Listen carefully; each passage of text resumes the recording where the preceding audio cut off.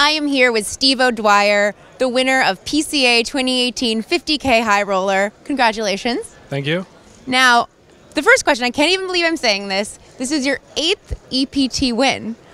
Well, I don't know what, it depends on what you count. PokerStars. I didn't championship, I didn't count. Okay. Yeah, I've won a few tournaments. I've been lucky. Yeah. What do you do with all the trophies? I try to get all of them to my parents, but I've got kind of a backlog at the moment. I got a few at home myself that I haven't had the chance to give to them yet, but yeah, the collection's growing. You're going to have to get them another bookshelf. Yeah, well, I think they did have to clear some space. Good reason to do some New Year's spring cleaning. Yeah. Now, you were three-handed with Jean-Noel Thorel, Byron Kaverman. You sort of went back and forth with the chip lead. Finally, Thorel gets knocked out. Your head's up against Byron.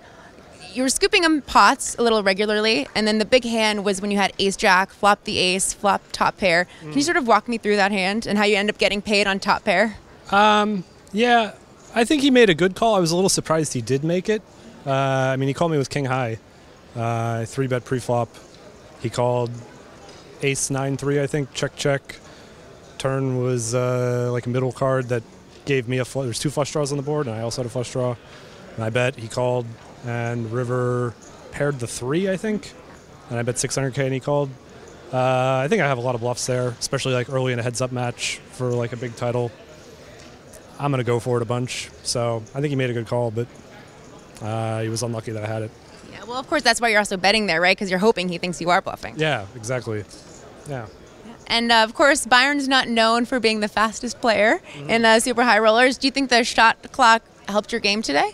Yeah, I think the shot clock is good for me. There was the big hand where I bluffed him, and a lot of that had to do with the fact that he was out of time banks at that point, and I thought he might end up making a fold that he might normally call with if he had more time to think about it.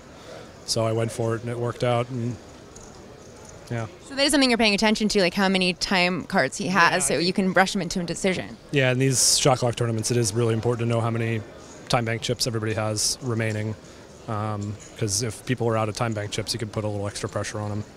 All right, well, thanks for the tips, and congrats on another EPT win.